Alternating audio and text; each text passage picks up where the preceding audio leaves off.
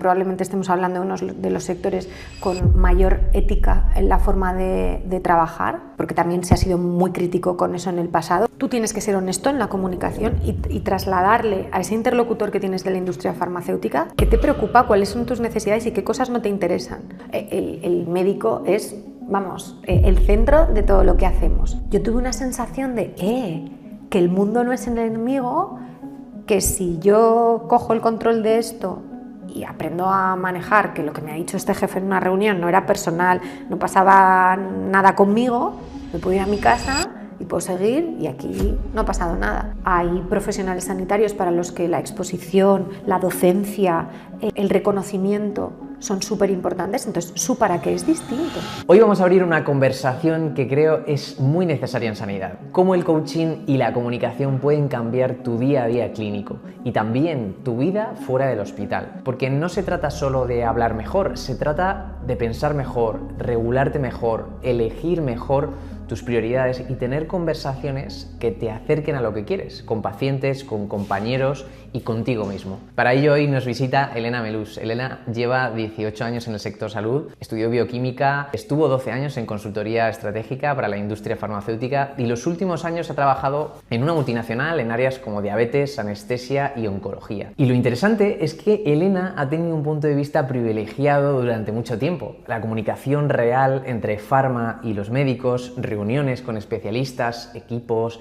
decisiones clínicas, presión, expectativas y en paralelo en los últimos años una búsqueda personal y profesional que la ha llevado a formarse en coaching personal y ejecutivo. Así que si nos dejas, hoy vamos a aprender mucho y al final de la entrevista tenemos un ejercicio muy práctico para que hagas en casa desde ya. Bienvenida, Elena, a este nuevo podcast. Quiero que te conozcan un poquito más, que nos cuentes un poco de dónde viene Elena, ¿no? ¿Quién es Elena? Y resúmenos un poquito tu trayectoria profesional desde el principio hasta lo que es hoy, Elena. Vale, bueno, gracias por invitarme. Elena es una chica de Zaragoza que estudió bioquímica para ser profesora, pero se perdió rápidamente. Pero algo de eso queda y ahora lo conecto. Y he pasado 12 años de mi vida profesional en consultoría estratégica en el sector farmacéutico, para luego pasar a una multinacional farmacéutica y allí he estado en departamentos de diabetes, anestesia y ahora oncología los últimos años, en funciones de marketing, commercial operations y bueno, viendo un poco cómo se trabaja dentro de la industria farmacéutica. Hace 5 años, dentro de la empresa en la que estoy, hice un programa de coaching y fue un poco como una revelación, ¿no? Dicen que un buen síntoma de que el coaching te ha tocado es que dices, ¡buah! Pues fue un poco el momento ¡buah! Y me ayudó a entenderme mejor y a enfocar mejor todo, lo que quiero hacer, cómo lo quiero hacer, lo que siento con las situaciones que vivo y eso hace que ahora mismo me esté acabando de certificar como coaching porque creo que cuando algo a ti te gusta y te impacta tienes la obligación de proveérselo a los demás. Entonces, bueno, este es un poco el resumen. Qué bueno. Industria farma es un temón para nosotros. ¿Cómo describes hoy la relación farma-médico hoy en día? Farma-médico. Es una relación curiosa, de hecho a todos los que estamos en farma nos ha pasado que en cuanto hablas con amigos y familia ponen un poco en duda esa relación. Parece una relación necesaria porque farma ocupa un lugar que a priori quizás debería proveer lo público, ¿no? La formación continuada de un médico, llevarles a un congreso, las novedades, pero ahora mismo quien tiene ese papel es la industria farmacéutica.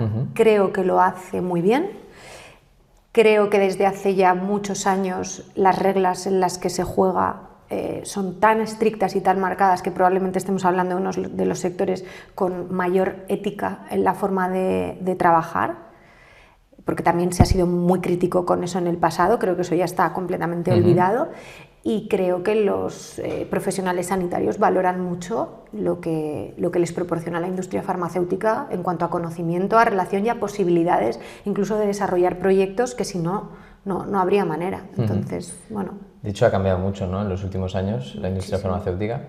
Hoy en día, ¿cómo crees que la industria farmacéutica se posiciona y qué es lo que busca realmente del profesional sanitario? Yo creo que la posición que tiene la industria farmacéutica es una posición de ofrecer valor con el propio producto que tiene y que vende, y valor con todo lo que ofrece alrededor a los profesionales sanitarios. Y creo que el médico, el prescriptor, así lo entiende y ve en la industria la posibilidad de mejorar, de innovar, porque estamos hablando de que la industria ofrece desde colaboraciones en proyectos de desarrollo para el propio profesional, para los centros en los que están, mejoras de flujos de pacientes, siempre desde un punto de no intromisión. Porque es un referente y alguien que colabora, pero nunca metiéndose en lo que un médico tiene que hacer o un servicio o un hospital. Pero sí que creo que aporta gran parte de la innovación que a día de hoy vemos en el sector salud. Los profesionales sanitarios, los médicos, ¿cómo crees que se deberían de comunicar o acercar a esta industria? Porque quizás cuando empiezan la carrera profesional como médicos residentes, esto para ellos es totalmente nuevo, ¿no? Vienen de estudiar 6 años de carrera, de hacer el MIR, llegan al hospital y de repente quizá a lo mejor te empiezan a visitar, ¿no? Diferentes laboratorios farmacéuticos. ¿Cómo debería acercarse un médico para recibir esas ventajas de la industria farmacéutica de una manera correcta, ¿no? Pues yo creo que no dista mucho de cómo nos tenemos que relacionar hoy en día con casi cualquier stakeholder. Es decir, tú tienes que ser honesto en la comunicación y trasladarle a ese interlocutor que tienes de la industria farmacéutica qué te preocupa, cuáles son tus necesidades y qué cosas no te interesan. Porque es verdad que antes un visitador médico venía con su speech súper estándar a venderte su fármaco y eso era todo. Pero ahora esos profesionales también están muy preparados para la individualización, que es un poco lo que estamos viendo en cualquier sector. Entonces tú tienes que tener esa capacidad de ver en ese interlocutor con el que hablas una oportunidad para ti, un win-win, pero desde esa posición de, oye, yo trabajo en esto, a mí me interesan estas áreas, este fármaco me interesa para este tipo de pacientes, yo necesito desarrollar esto en mi servicio, o sea, que te pueda entender. Entonces, para mí, la honestidad. Total. El otro día leía que una buena conversación, si nos vamos a los que inventaron las grandes conversaciones, los filósofos antiguos, era un intercambio de opiniones, un intercambio de información que debería acabar en poder incluso cambiar la opinión con la que llegabas a esa conversación.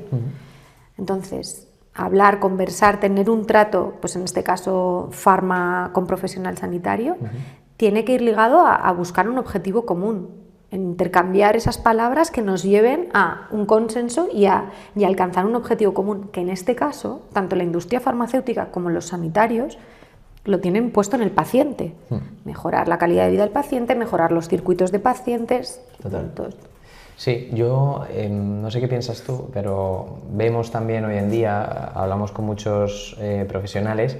Y sí que es verdad que, no sé si culturalmente hay ciertos médicos que, digamos que hay dos teams, ¿no? El team industria farma y el team que no quiere la industria farmacéutica, ¿no? Y a veces entre profesionales, ¿no? Hay diferentes críticas, ¿no? El médico que hace una presentación apoyada, ¿no? Por la industria farmacéutica y el que no, siempre hay esas críticas o reticencias del que no la hace hacia el que sí lo hace, ¿no? En plan, te estás vendiendo, ¿no? O te estás dejando llevar por ese tercero que no nos hace bien, ¿no? ¿Qué le dirías a ese médico? Yo creo que esto viene mucho del famoso yo soy yo en mi circunstancia, es decir, el tipo de relación o de experiencia que haya tenido un profesional sanitario versus otro puede ser radicalmente distinto y tampoco vamos a negar que seguro que ha habido relaciones que no son de valor. Entonces, para mí, la responsabilidad que tiene la industria es generar relaciones de valor, porque cuando a ti alguien te aporta, no hay duda de que esa relación tiene que continuar. Ahora estaba pensando en los ensayos clínicos. O sea, la industria farmacéutica es la gran promotora de los ensayos clínicos que benefician a un montón de pacientes, que los profesionales sanitarios están encantados en los hospitales que los realizan de colaborar y tal. Yo creo que ahí no hay ningún investigador que te diga no quiero colaborar. Entonces, para mí es esa relación de valor y, por otro lado, el código ético. O sea, que tu experiencia con la industria haya sido siempre en un marco legal, ético, y que tú sepas que estás trabajando pues, con otro partner, pero que está, lo que hablábamos, ¿no? Está metido en el mismo fin, en el mismo objetivo que tú, que es mejorar la vida de los pacientes. Total. Entonces, bueno, ¿qué les diría? Apertura mental y que las experiencias que tengas que tener sean propias, que porque tu compañero de al lado no quiera colaborar con la industria es súper justo y sus razones tendrá, pero que yo creo que tenemos que tener nuestras propias experiencias. Y al revés, ¿no? Frente al que sí lo hace, ¿no? Sí, claro. Con la industria. Como decías, has pasado por muchos años, ¿no? Con consultoría, industria farmacéutica, IQVIA, MSD. El rol del médico dentro de estas corporaciones, ¿cómo lo ves? ¿Has tenido compañeros? Seguro que has conocido a muchos médicos, has trabajado con ellos, entiendo. Nos escuchan seguro médicos que tengan esa inquietud por entrar también y por aportar dentro de esta industria. ¿Ves el rol del médico cada vez más importante dentro de estas corporaciones? A ver, para nosotros como industria farmacéutica, donde, aunque trabajamos para los pacientes, sabes que en ningún caso podemos tratar con el paciente final, esto no sería ético, el médico es, vamos, el centro de todo lo que hacemos. El papel cada vez más importante, porque antes es verdad un poco lo que te decía, antes se iba a vender un producto. Es verdad que venimos de años en los que, pues cuando hace 20 o 30 años se lanzaron los grandes blockbusters, el papel del delegado era muy importante porque traía una novedad, tenía que informar de todo eso. Ahora está cambiando, todavía tiene un papel más preponderante el médico porque en la búsqueda de ese valor las conversaciones, las relaciones tienen que ser más profundas porque o sea, yo te puedo venir y traer algo y vendértelo, pero lo importante es saber tú qué necesitas y cómo quieres que trabajemos. Entonces, el papel del médico súper importante. Es verdad que en España yo creo que la mayoría de la gente que estudia medicina acaba siendo médico, un clínico en un hospital, prescriptor, y es brutal el papel que tienen si pasan al otro lado, porque en la industria farmacéutica pues hay un departamento médico donde muchos de mis compañeros son médicos y su valor es tremendo. Lo que pasa es que aquí es un poco podérselo enseñar. De hecho, ahora cuando estaba en MSD, una de las iniciativas que se llevó a cabo era abrir la empresa, abrir las oficinas para que conocieran cómo funciona un laboratorio farmacéutico, porque a veces hay una distancia que cuando yo a mis amigas médicos les digo, pues podríais venir a trabajar a la industria, pero ¿de qué? ¿Para qué? Porque pues muchas veces solo les hemos enseñado la parte comercial. Total. Pero está toda la parte de acceso al mercado, todo el departamento médico, todo el departamento de desarrollo. Jornada de puertas abiertas, ¿no? Sí, un poco para que, claro, porque si no es un poco opaco y hay que enseñar, igual que nosotros vamos muchas veces a los hospitales a entender cómo es la realidad del día a día de un médico, pues al revés. Sí, pero sí que es verdad que hoy en día al final, pues a lo mejor por diferentes circunstancias tú vas al hospital, ¿no? O más o menos puedes entender, o incluso si tienes amigos, te cuentan, ¿no? Además que nosotros que tenemos amigos médicos no paran de hablar de medicina y puedes un poco entender, ¿no? El día a día del médico. Por supuesto no al 100%, ¿no?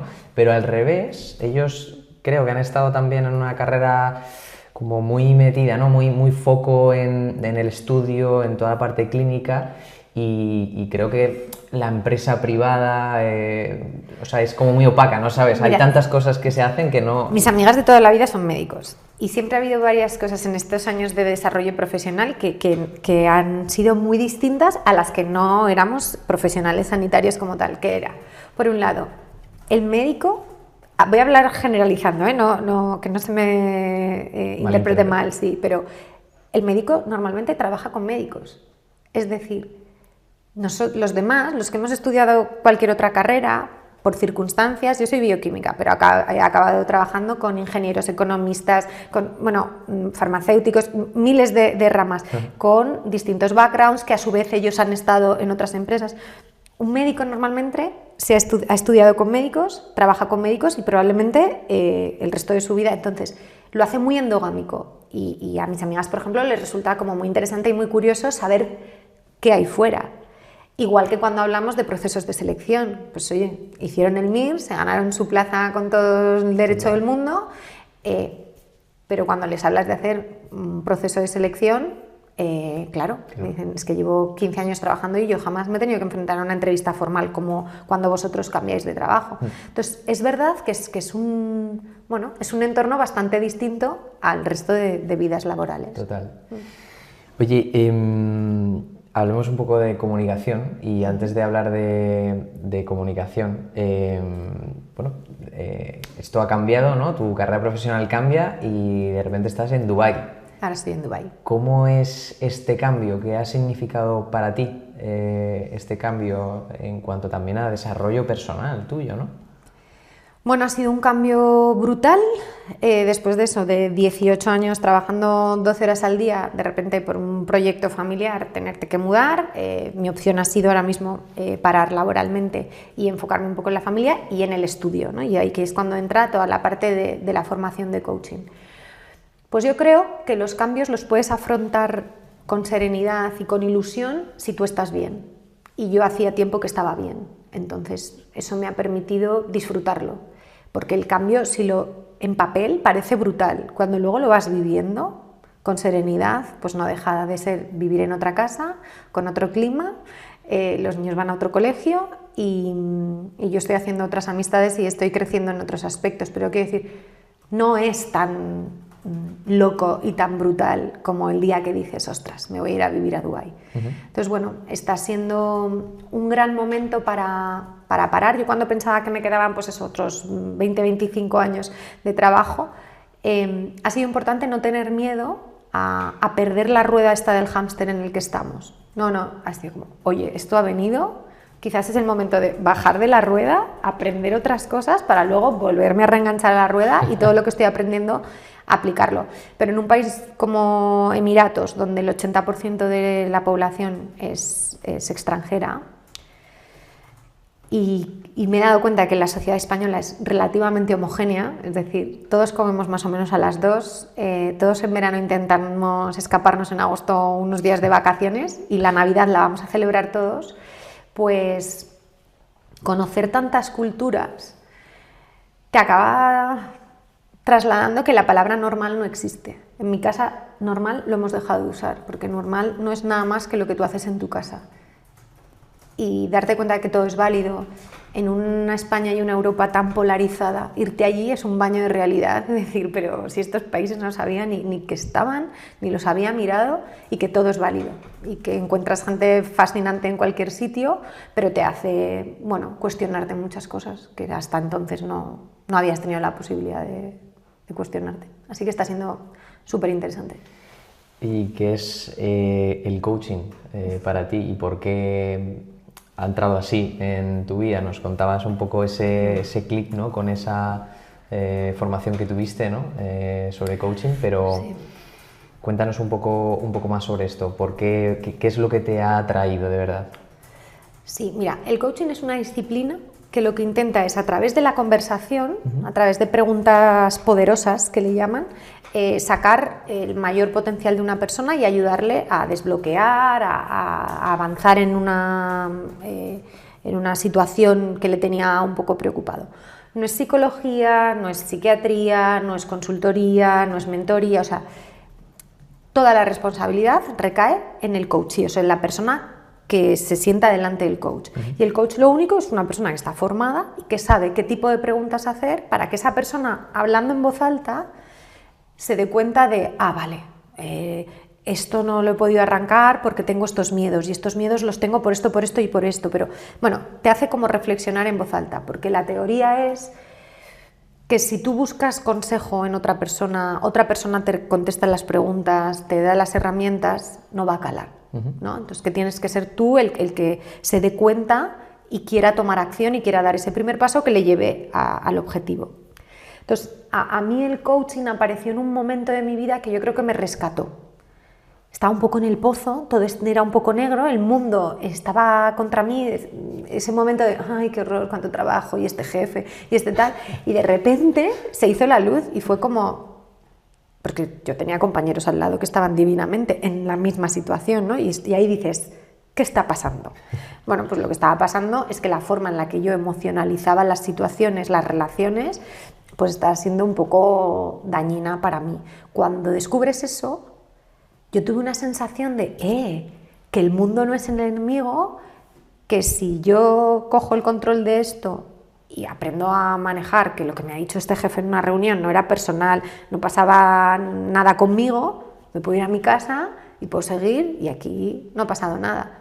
Entonces te sientes dueña, porque si tú dominas tus emociones, en el grueso de la situación, o sea, cuando viene un dramón, pues viene un dramón, pero te hace muy libre, porque te das cuenta que tú eres el que va a hacer que esa situación tenga más o menos impacto en ti.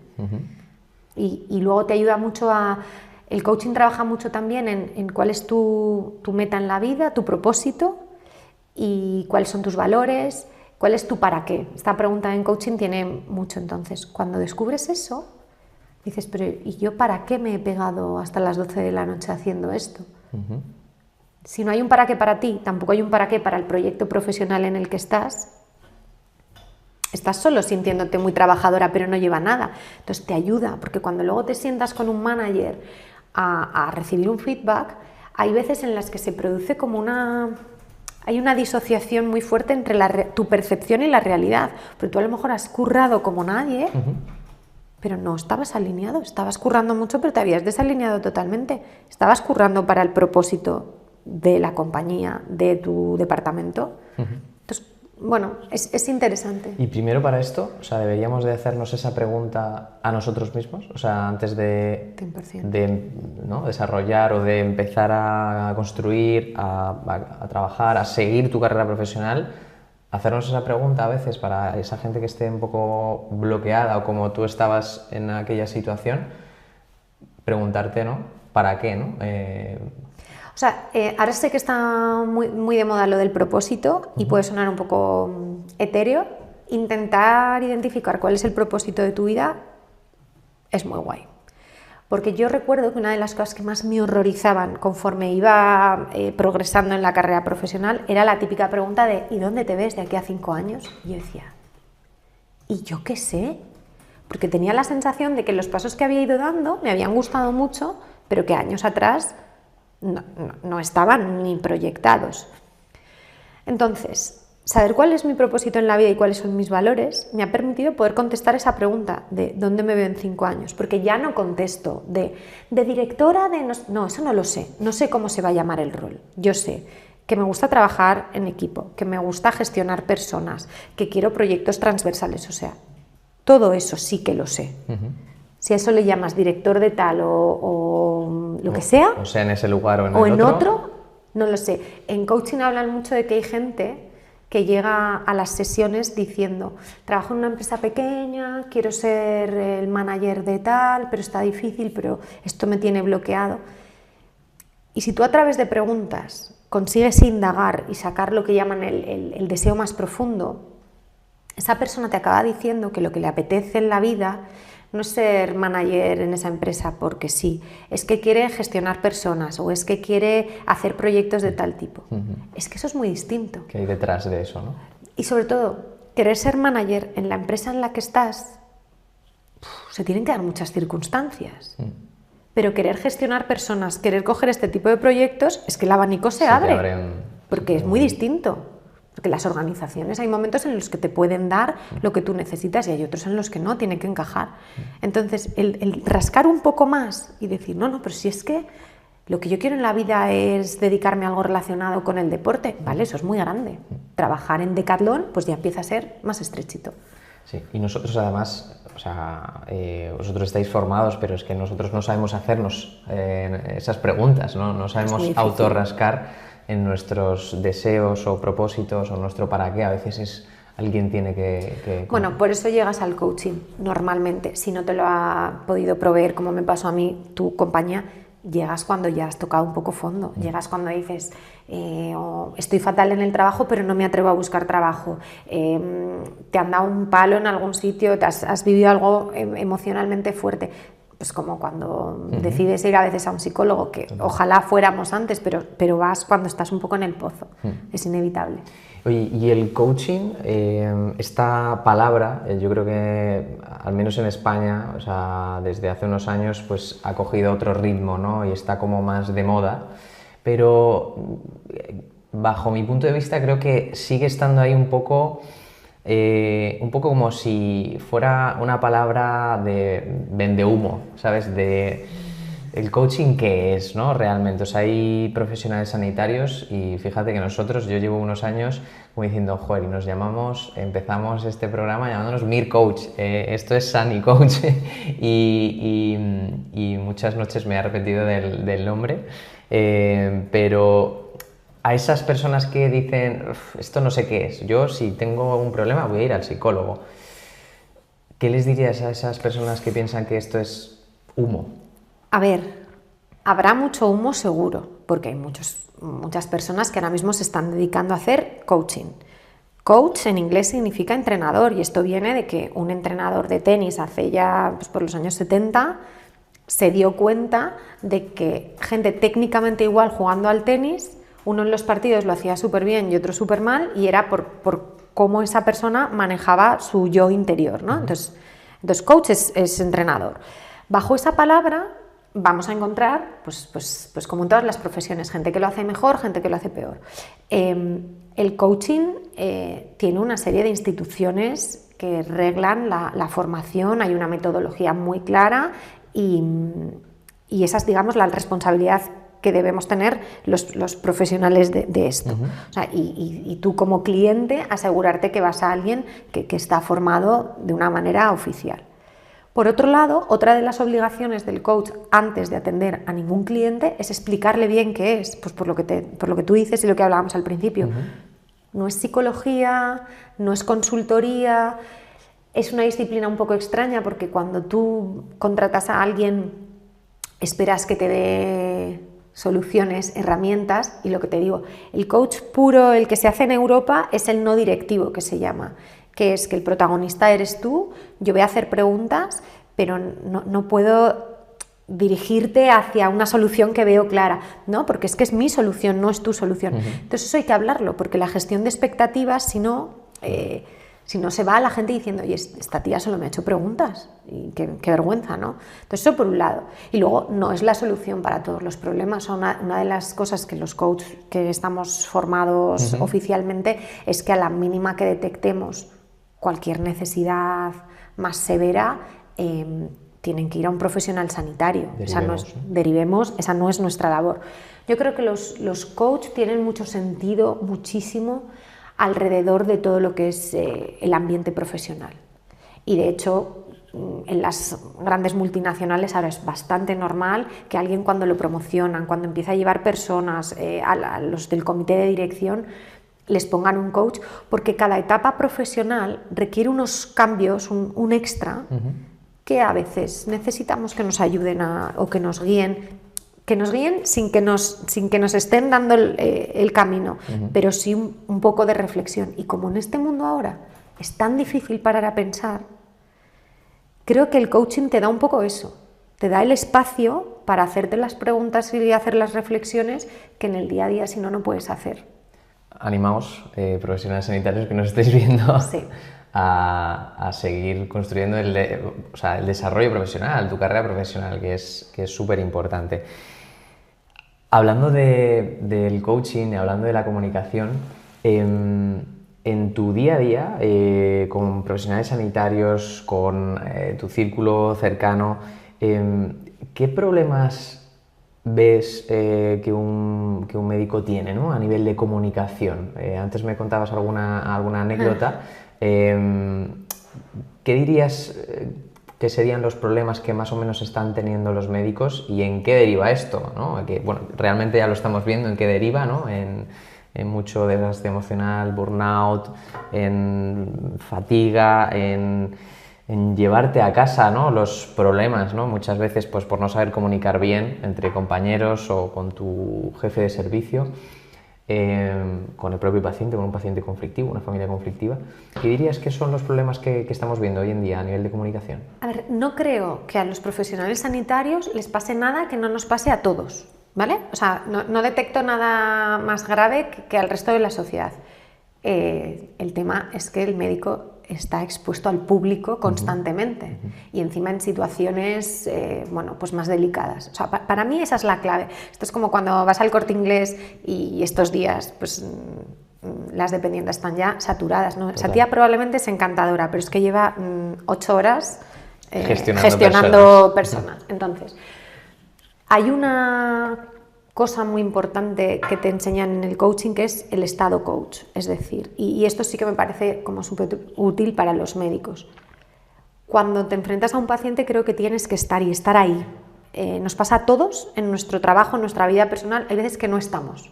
Entonces, cuando estamos delante de un paciente hay que estar, hay que mirarle a los ojos, tiene que sentir que esos 10 minutos, 15, 20, no lo sé, o 2 minutos que va a pasar el profesional sanitario delante de ti, está contigo, porque todos hemos tenido esa sensación de no me mira a los ojos, está tecleando, o pasa por una habitación cuando hemos tenido a un familiar ingresado y pasa corriendo porque, bueno, pues porque el día a día está muy saturado de quehaceres, pero es que ese momento para esa persona que tienes enfrente es vital. Entonces, estar presente. Otra de las cosas que el coaching hace mucho hincapié es la escucha activa. Escuchar, o sea, pero escuchar de verdad, porque todos cuando estamos escuchando estamos pensando casi en la réplica o en contarte lo que me pasó a mí. No. Si escuchamos, la información que nos da la persona de enfrente es brutal.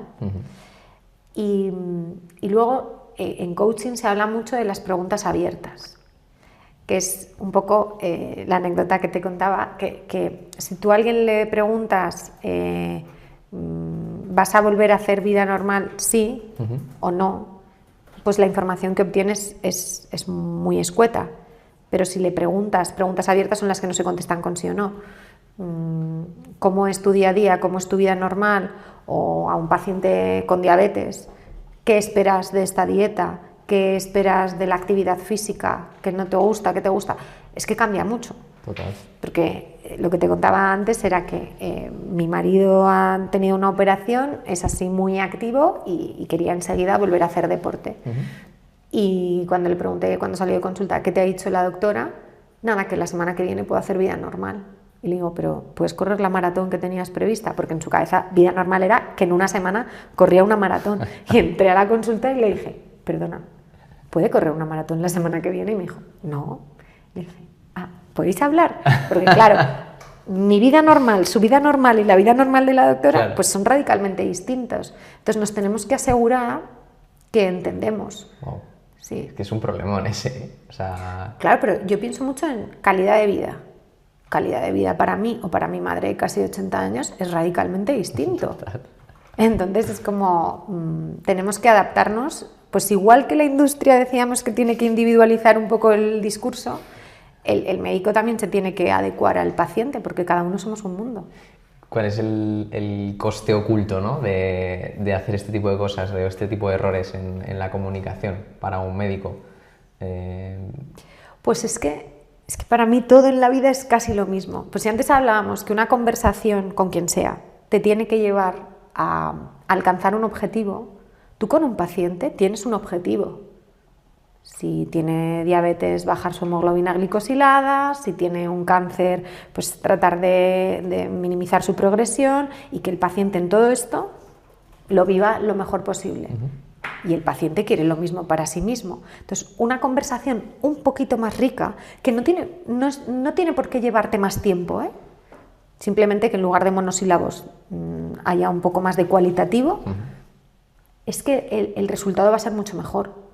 Porque el objetivo final de pérdida de peso, de adherencia a un tratamiento, si tú entiendes cuál es la realidad te diría, cultural, social, el día a día del paciente, pues hombre, el éxito puede que esté más cerca que si hablamos con monosílabos y no nos miramos a la cara. Total. Pero igual que cuando nosotros hablamos con nuestros compañeros de trabajo o con un amigo. Igual. O sea, no. Igual. Y cuando hacíamos estas preguntas, ¿no? Decías del para qué, ¿no? Del propósito, ¿no? Como comentabas antes, de ese médico, ¿no? que quiere seguir mejorando su carrera, que quiere tener mejores habilidades de comunicación. Hay muchos médicos o profesionales sanitarios que hoy en día, pues sobre todo aquí en España, condiciones mejorables, huelgas hace unas semanas de 4 días, próximamente va a haber otra. O sea, el ambiente en el colectivo médico está un poco crispado, ¿no? Y seguramente haya muchos profesionales que se preguntan esto, ¿no? Que estén bloqueados, que tengan 3 guardias a la semana de 24 horas, que trabajen más de 70 horas a la semana, ¿no? Entonces, ¿cómo le preguntas, le haces esa pregunta del para qué a ese médico, ¿no? Pues para que encuentre su propósito, ¿no? Para que encuentre su calidad de vida óptima que él o ella quieren, ¿no? A ver, yo creo que hay un tema que es la realidad es la que es. O sea, nosotros tenemos que jugar con unas cartas que son las que nos han dado. Es decir, que el sistema sanitario está como está, la sobrecarga que tienen, a mí eso me parece innegable. Con coaching, con para qué es, eso está. Ahora, ante esa situación, como cada uno lo viva, es distinto. Y para esto, y algo que nos cuesta a cualquier profesional de lo que sea mucho, por cómo estamos viviendo de rápido ahora mismo, es priorizar. Para poder priorizar, necesitas saber qué es importante para ti y para qué es importante. Entonces, tú trabajando muchas horas, haciendo guardias, el tiempo libre que te queda, pues tienes que saber a qué lo quieres dedicar. ¿Lo vas a dedicar a tu familia porque tu razón de ser en esta vida es el tema familiar? Hay profesionales sanitarios para los que la exposición, la docencia, el reconocimiento son súper importantes, entonces su para qué es distinto, igual de lícito, pero entonces, o sea, yo tengo amigas que han decidido no hacer guardias, trabajando en la privada, por ejemplo, porque su para qué en la vida estaba mucho más centrado en la familia, al menos durante un tiempo. Perfecto. Y gracias a eso hay otras compañeras que pueden hacer más guardias porque quieren ahorrar, porque tienen un proyecto. Entonces, eso marca la diferencia.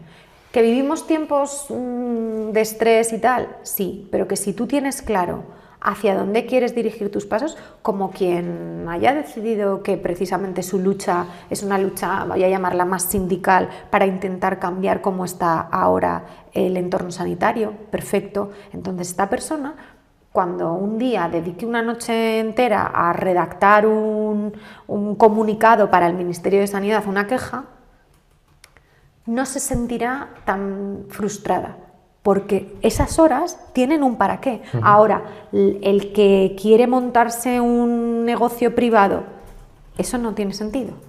Le está restando horas porque no está alineado ni con su propósito ni con sus valores. Entonces, este ejercicio que parece un poco de perogrullo, sí que te ayuda, porque aunque vamos todos hasta arriba, hay tareas o tiempos que no estamos dimensionando, alineándolo con lo que nosotros queremos ser. Entonces, me parece importante esto. Y, o sea, hay mucha gente que al final, esto es como cuando antes comentabas quiero ser jefe de tal o quiero ser director de tal. Hay personas que tienen un problema, pues a lo mejor de, oye, yo quiero gestionar mejor mi ansiedad, o son problemas como o objetivos muy grandes, ¿no? Como muy a grosso modo, ¿no? ¿Cómo podríamos bajar un poquito más a tierra esas problemáticas o esos deseos, cuando hablamos de, oye, ¿qué propósito quieres? O ¿cuál es tu para qué? Y hablamos de algo muy, muy grande. ¿Cómo podríamos entrar a lo que hay detrás de eso? ¿Cómo rascamos, ¿no? Bueno, son estas preguntas poderosas. Normalmente hay gente que llega a una sesión de coaching con un bloqueo aparente radicalmente distinto a lo que luego se detecta y a lo que sale. Hay gente que dice, oye, es que yo no tengo fuerza de voluntad para, me lo invento, hacer ejercicio, bajar de peso. Y cuando tú vas rascando, vas identificando para qué quiere eso. Si es para una cosa estética, a veces acabas en, no, es que con temas de seguridad, con temas de percepciones, de, no, es que mi madre me ha machacado toda la vida con que tengo que estar así, y esto lo quiero hacer para mis padres, para que me quieran más, o te hablo de sacar buenas notas, o de tener más títulos. ¿Cuánta gente cree que por tener más títulos será mejor profesional de algo y se pasa la vida bueno, pues formándose, que formarse es súper importante, no seré yo quien denoste esto. Pero lo que hay detrás de todo eso, hay un síndrome del impostor, hay una falta de seguridad. En coaching te dicen que la premisa es la acción. O sea, que todos estos desbloqueos que hay que trabajar es para que te atrevas a dar el primer paso, por pequeño que sea, porque es el que te acerca a tu objetivo. Entonces, cualquier problema o situación que uno detecta que hay algo que no está funcionando bien, se lleva a una sesión y el coach, como está formado, ya te va a hacer las preguntas para ahondar y de entender qué es eso que te produce ansiedad. A muchísima gente le produce ansiedad esa desalineación con sus valores. El llevar 10 años dedicándolo a un trabajo súper exigente, pues porque supone una posición social, porque supone unos ingresos y de repente descubren que es que ellos necesitan ser más libres, que son gente que no ha nacido para tener un jefe, para tener un reporte o simplemente que prefieren estar más horas con su vida personal. Todo esto dentro de un equilibrio, porque todos tenemos que trabajar para comer, quiero decir, no son ideas locas y súper idealizadas, pero sí ayudarte a decir, ostras, es que me perdí hace 5 años y por eso hoy estoy como estoy. Total. Entonces, bueno, preguntando. Es complicado, pero hay que empezar, ¿no? O sea, hay que dar ese primer pasito y tener sobre todo la mente abierta, ¿no? Que es un poco con lo que también me quedo, ¿no? Que comentabas antes. Oye, estamos terminando un poquito esta entrevista. Tengo 1000 preguntas, la verdad, pero bueno, habrá más oportunidades, seguro. Yo quería acabar, porque yo te contaba una vez de que a final de año nosotros, pues en casa, con la familia, nosotros ponemos encima de la mesa como la rueda de la vida, ¿no? Hemos hablado alguna vez de esto y ponemos en un círculo, pues como en esta mesa, pues diferentes secciones, ¿no? Pues la parte de la familia, de amigos, del dinero, de tu carrera profesional, ¿no? Y lo que nosotros hacemos, sin tener mucho conocimiento de esto, es poner ahí lo que ha pasado este año, escrito, nos abrimos un vino, o cenamos, lo que sea, y mientras pues surgen esas conversaciones para hablar de cada una de las secciones, digamos, de lo que ha pasado este año en tu vida, en todas esas partes, ¿no? de tu vida, y de lo que queremos que pase en el siguiente año.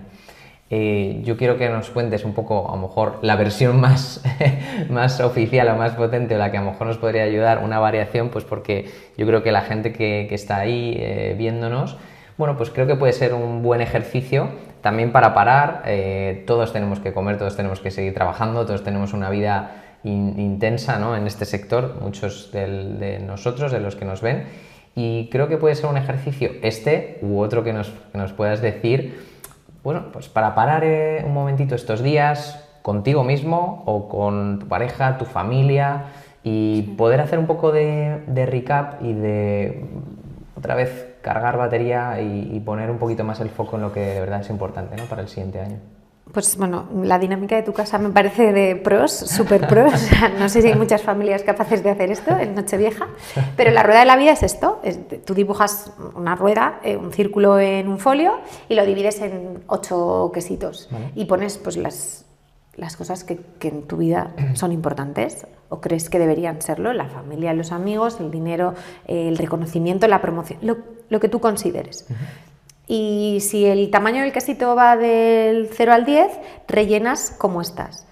Para mí lo importante del ejercicio es el ser consciente, porque a veces no somos conscientes. Y las ruedas van cambiando. O sea, la rueda de mi vida ahora mismo tiene una pinta radicalmente distinta a la que tenía el año pasado. Pero cuando la miré, Lo ideal sería que todo estuviera al 10 y bueno, vieras la rueda completamente llena en todos los quesitos. Eso normalmente no ocurre. Mi rueda está como muy desequilibrada ahora, pero yo la miro y digo, claro, porque quiero, porque lo he elegido. Pues no sé, yo ahora mismo estoy haciendo un parón laboral, pues obviamente ahora el trabajo es pequeñito, pero la parte de la familia está así, la parte del crecimiento personal está así, y el año pasado, pues la del trabajo estaba así y la de la familia estaba más pequeña. No pasa nada, si no hay nada perfecto. La cosa es mirarlo. Y cuando algo no está en el nivel que tú quieres y para ti es importante, entonces tus propósitos del 2026 deberían estar ahí. El autocuidado, que está en 0, ¿vale? ¿Qué tendría que bajar de la rueda para que el autocuidado subiera? O sea, la cosa es que tú lo mires y te reconozcas, esa rueda te represente. Sí, y si no, hay que cambiar cosas. Que no busquemos, o sea, que la rueda no va a rodar. O sea, y luego, a mí una cosa que me encanta del coaching es que te hace muy responsable de tu propia vida. Nadie va a venir a llamarte a tu puerta y a llevarte a desarrollar o a implementar esos cambios que tú quieres. Esta es la rueda, ¿no te gusta esta rueda? Venga, para final de 2026, ¿qué rueda queríamos tener? Y para eso, ¿qué plan tenemos que construir? Y para ese plan, la fase 1, ¿cuál es el primer pasito de la fase 1?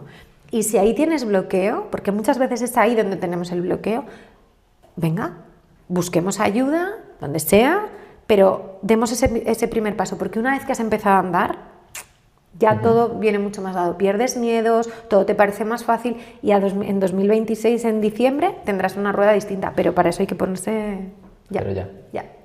Qué bueno, pues nada, lo apuntamos. Nosotros vamos a hacer la versión 2.0 este año y te diremos, espero que nos digáis vosotros también qué os ha parecido este ejercicio. Y nos vemos en diciembre del 26. Y nos contamos aquí otra vez el desarrollo. Gracias, Rodri. Muchísimas gracias, Elena. A ti. Hasta luego. Chao.